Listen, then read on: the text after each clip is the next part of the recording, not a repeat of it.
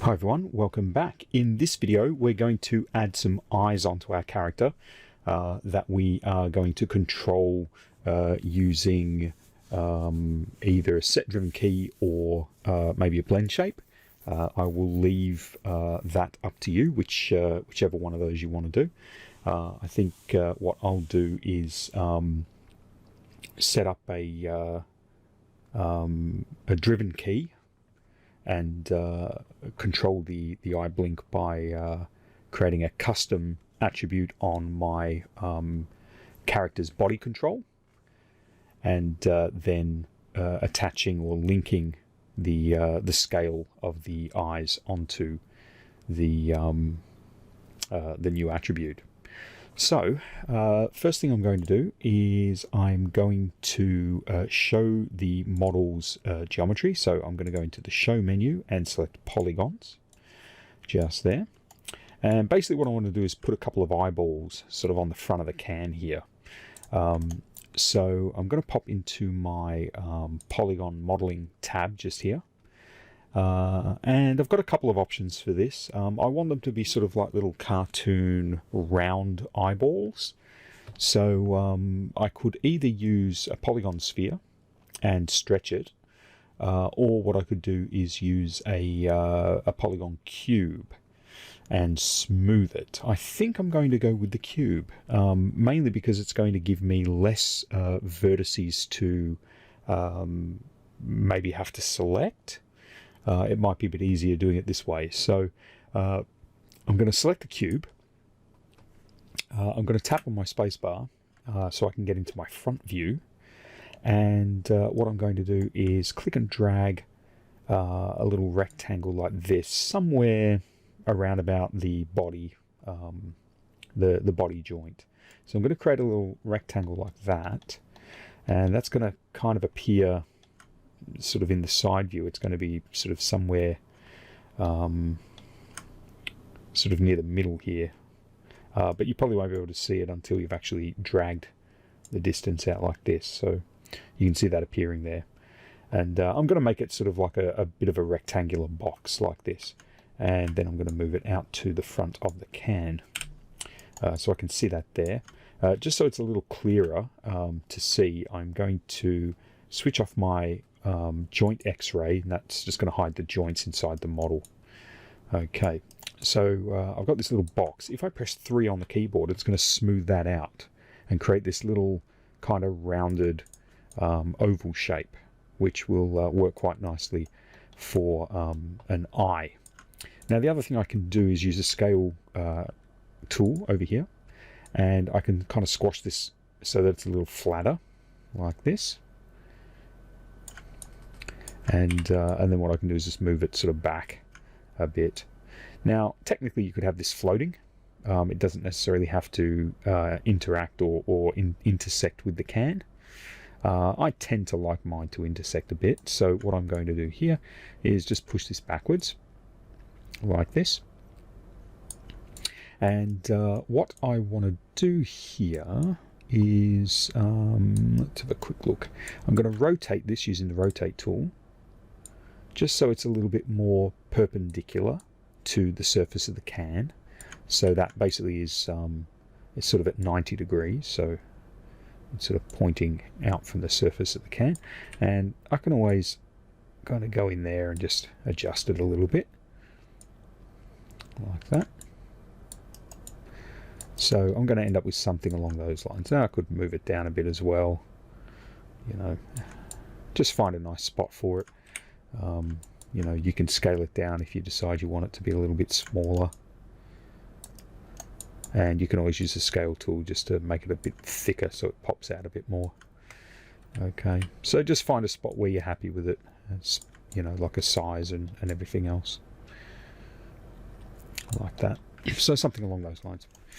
Okay, so now what I want to do is mirror this to the other side of the model. So I need to sort of make sure that I'm kind of happy with it. This line here is the center point, so you know, I might pop it about there and just have it so it's going to be pretty small. Okay, so keep in mind this is the left hand character's eye.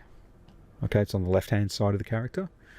And so when I mirror it, the mirror settings are already set up so it should jump to the other side of the character. So I've got my mirror tool just here. If you don't have this icon, pop up to the menu set, make sure you're set to modeling, and then pop into edit mesh, and you'll find sometimes you'll find mirror in here.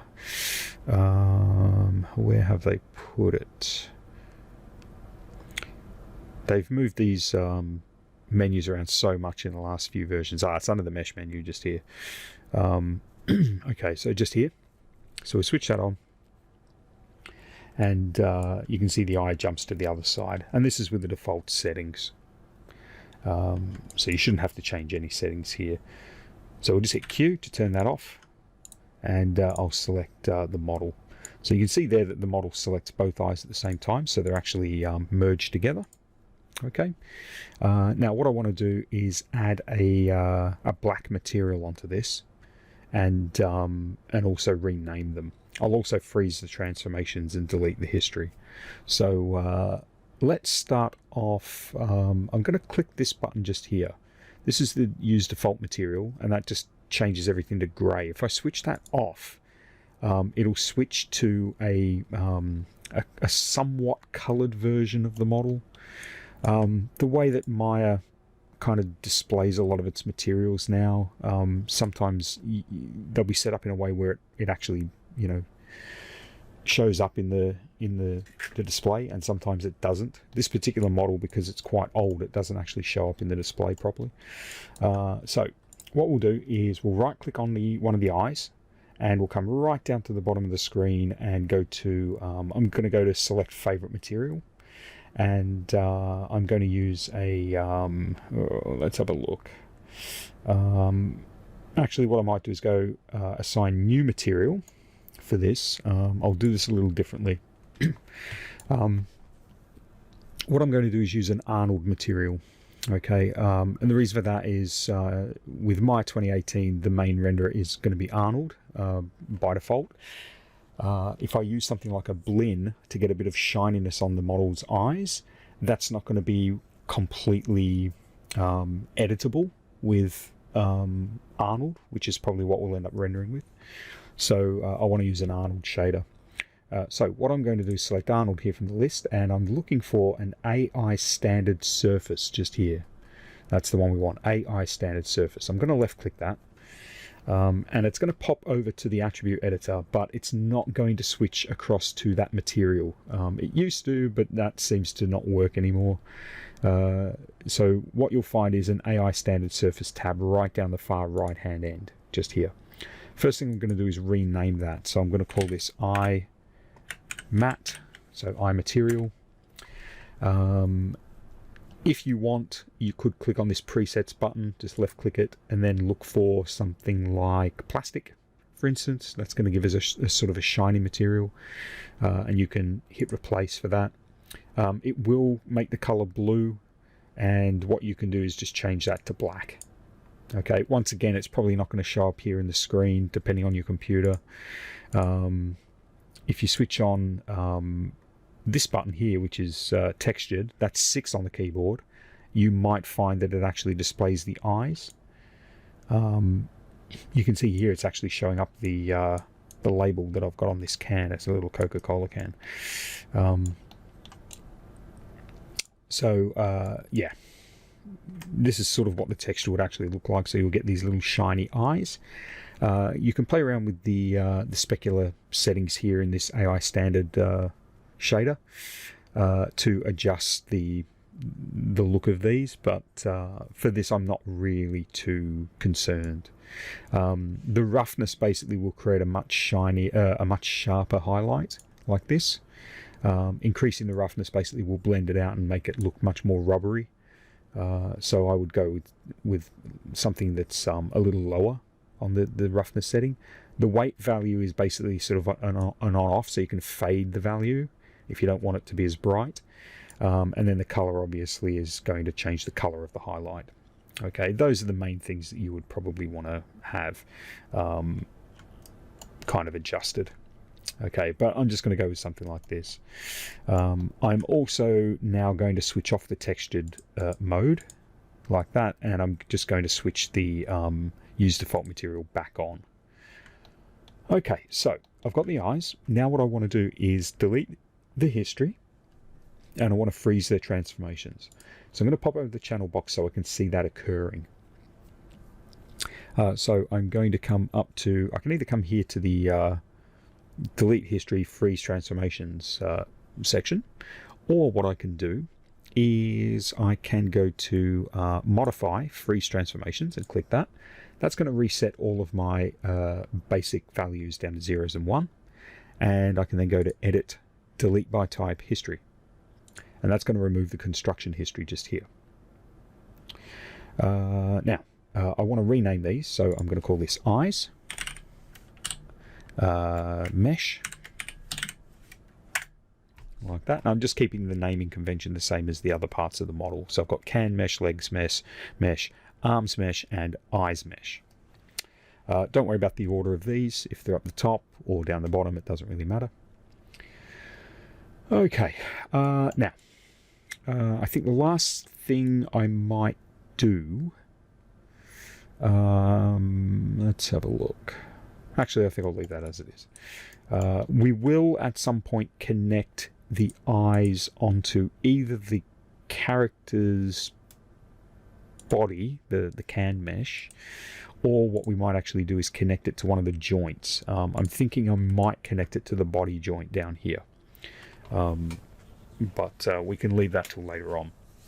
Okay, so what I want to do is I want to control the eyes blinking, which is going to be done with the scale setting. So what I'm going to do is basically use the Y scale, and I'm going to basically get the thing to scale up and down like that to make it look like it blinks. It's a very basic control. Okay, there's no winking or anything like that with this setup. It's just a super basic one. Okay, so what I can do is use a driven key, which I mentioned earlier on, and I can create a custom setting on either this controller or maybe this controller. I'm thinking maybe the body control. That's the main controller for the character's body over here. So I think I'll do it on here. So what I'm going to do is create a custom attribute on this body control, and it'll appear under here just below the visibility. So we're going to go edit, add attribute, and I want to call this eye underscore blink, not blionk, blink, there we go. And I want it to be a floating value so I can dial it up and down between two numbers. So I want to pick minimum, so the minimum is going to be 0, and I might make the maximum 10, let's say. Okay, so type those in. It's a float value, and I'll hit OK. And you can see that that adds eye blink over here on the body control that I've got selected. This one just here. All right, and if I select it, or if I click and drag in the, if I select the eye blink and then I middle mouse click and drag side to side inside the viewport like this, you can see that it dials up and down from 0 to 10. Okay, in my 2018, you can actually left click and drag in the number like this. You'll get this little icon, and when you drag that up and down, you can see that it's also going between 0 and 10. So basically, you know, we've got any value between 0 and 10, including decimals, will make the it's going to make the eyes close. Okay, so now what we need to do is we need to connect this custom attribute to the Y scale of the eye object. So what we're going to do is we're going to select the eye object, and we're going to come up to our animation menu set.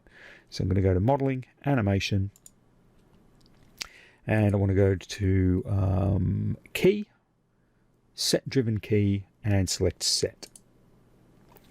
And you can see over here, because we've got the eye object selected, it's loaded that in as the driven object just here, and that's what we want. And we're going to select the scale Y for that object. So it's the vertical scale, like that. Okay, so now what we need to do is select our driver object. That's going to be the object with the control on it. So we're going to select the body control. That has my eye blink attribute, and I'm going to click load driver just there, and it'll load the body control in. And you can see there is my eye blink just there. So what we're going to do is we're going to make sure body control is highlighted. We're going to make sure our eye blink attribute is highlighted. We're going to make sure eyes mesh and scale Y are highlighted as well. And we're going to click the key button. And you can see down the bottom it says result 1. So it's basically said it's locked in a setting where when the eye blink is set to 0, our default number, the scale of the eye mesh is going to be equal to 1, which means it's full size. So when the eye blink is off at 0, the eye is full size, so it looks like it's open. Now what we want to do is we want to go down to our body control. So I can click on the body control in the list here, and it will select it over here. Eye blink is still active. I'm going to change the eye blink value here to maximum, up to 10, like this.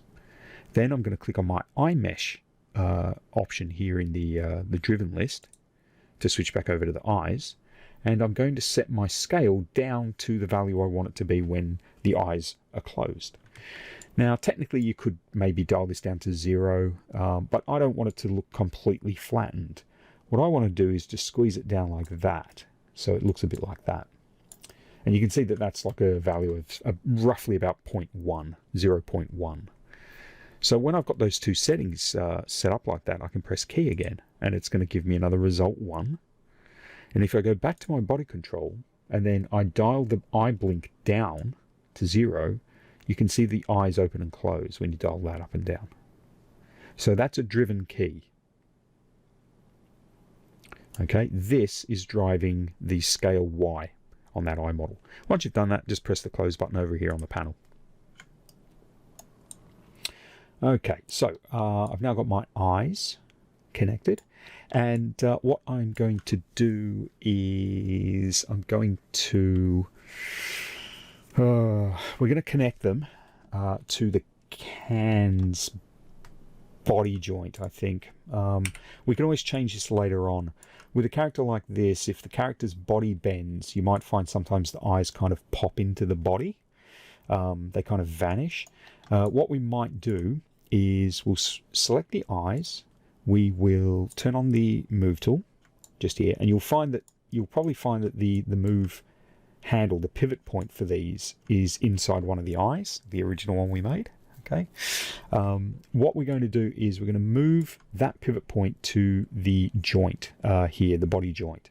So I'm going to hit the D key on the keyboard, or you can go to Tool Settings and switch on Edit Pivot, just here, like this.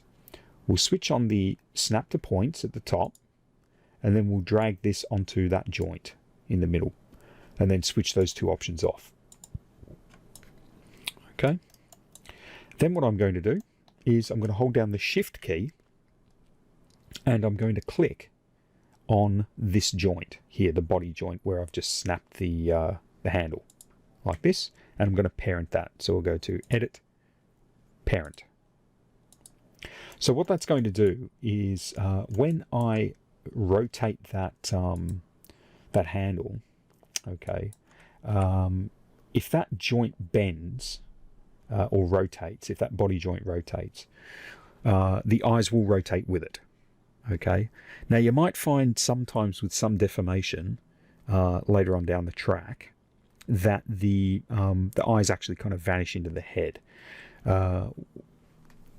Technically speaking, we can animate the eyes separately because we're controlling them with the driven key. But that might be something that we need to change around a little bit later. So at the moment, if I select, for example, the pelvis control, you can see that the eyes will move with the skeleton. Okay, so they are part of the rig at the moment. Likewise, if I grab the the master control handle, they will kind of move along with that skeleton. Okay, I'm going to leave this video here. I will save this file as a new file name. So I'm going to go to File, Save Scene As, and I'm going to just renumber this. So this is going to be 7, and what I'm going to do here is just call this Eyes. So I know that this is the one with the eyes in it, and we'll hit Save As. Okay, in the next video, we are going to start connecting the character's main model, its body, onto our skeleton. So we're going to be binding the model's skin onto the skeleton. So we'll leave this here, and I'll see you soon.